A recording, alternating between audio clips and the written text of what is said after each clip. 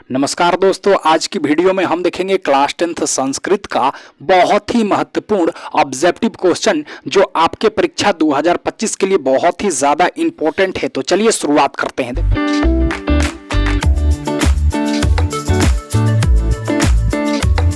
देखिए, पहला प्रश्न हमारा क्या बोलता है कि किसके गीत देवता भी गाते हैं। ए ऑप्शन है भारतवर्ष के, बी ऑप्शन है स्वीडन के, सी ऑप्शन है बांग्लादेश के, डी ऑप्शन है पाकिस्तान के।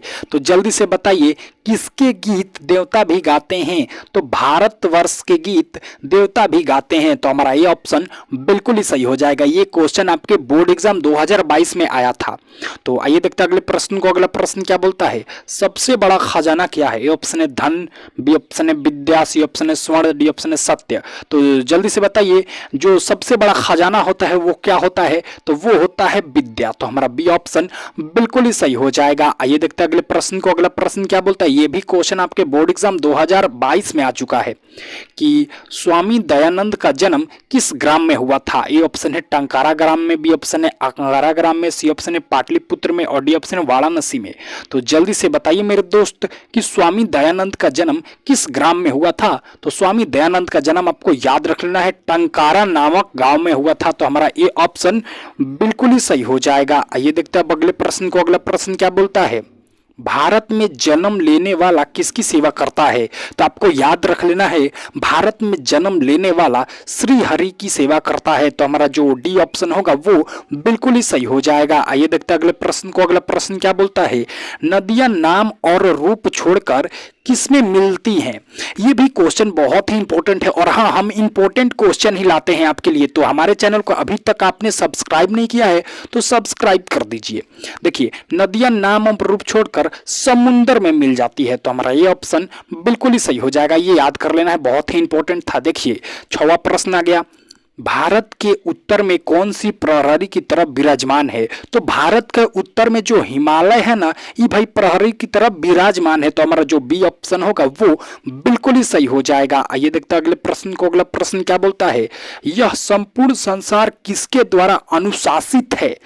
तो ये संपूर्ण संसार आपको याद रख लेना है, परात्मा के द्वारा अनुशासित है। तो जो हमारा बी ऑप्शन होगा वो बिल्कुल ही सही हो जाएगा। आइए देखते हैं अगले प्रश्न को। अगला प्रश्न क्या बोलता है, सत्य से किसका रास्ता प्रस्त होता है, मतलब किसका रास्ता खुलता है। तो सत्य से भैया आपको याद रख लेना है, देवलोक का रास्ता खुलता है। तो हमारा बी ऑप्शन बिल्कुल ही सही हो जाएगा। आइए देखते हैं अगले प्रश्न को। अगला प्रश्न क्या बोलता है, किसे वश में नहीं किया जा सकता है।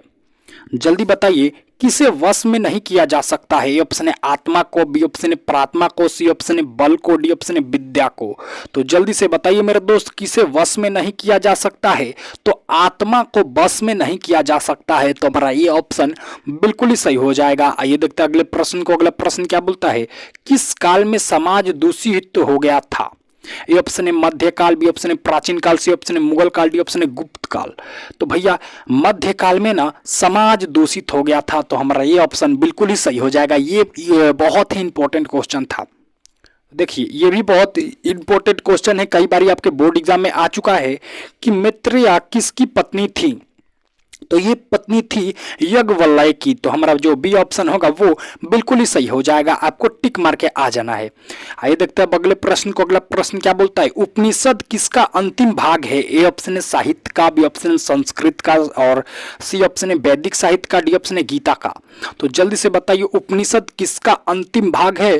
तो उपनिषद वैदिक साहित्य का अंतिम भाग है। तो हमारा सी ऑप्शन बिल्कुल ही सही हो जाएगा। आइए देखते हैं अगले प्रश्न को। अगला प्रश्न क्या बोलता है, अंगराज किसे कहा गया है। आप महाभारत देखे होंगे तो आप जानते ही होंगे कि अंगराज किसे कहा गया है। ए ऑप्शन है अर्जुन को, बी ऑप्शन है कर्ण को, सी ऑप्शन है कृष्ण को, डी ऑप्शन है इंद्र को।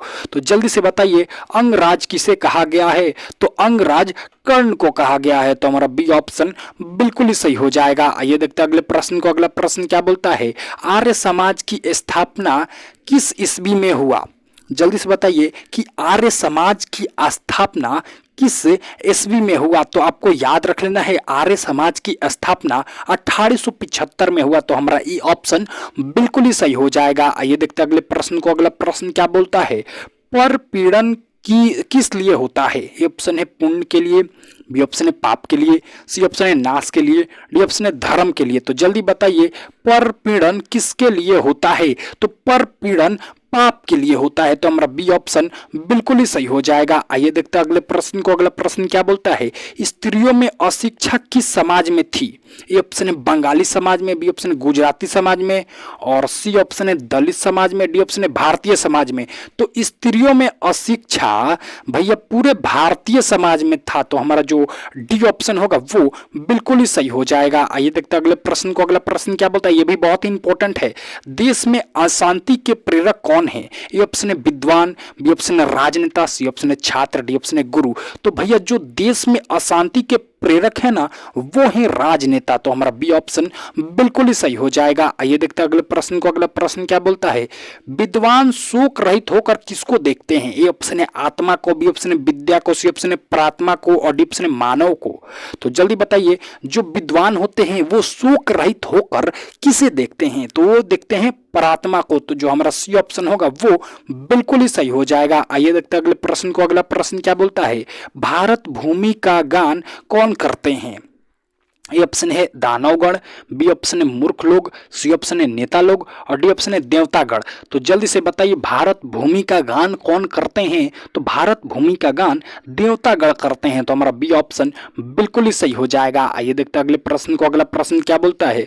उपनिषद के रचनाकार कौन है? ए ऑप्शन है कालिदास, बी ऑप्शन है वाल्मीकि, सी ऑप्शन है वेदव्यास, डी ऑप्शन है तुलसीदास। तो आपको बताना है उपनिषद के रचनाकार कौन है। तो उपनिषद के रचनाकार वेद व्यास जी हैं। तो हमारा सी ऑप्शन बिल्कुल ही सही हो जाएगा। इसी के साथ आज के VVI ऑब्जेक्टिव क्वेश्चन का सेशन होता है समाप्त। मिलते हैं कल आपसे एक नए ऑब्जेक्टिव वीडियो के साथ। तब तक आप हमारे चैनल को सब्सक्राइब कर दे और अपने दोस्तों में भी शेयर कर दे जी। धन्यवाद।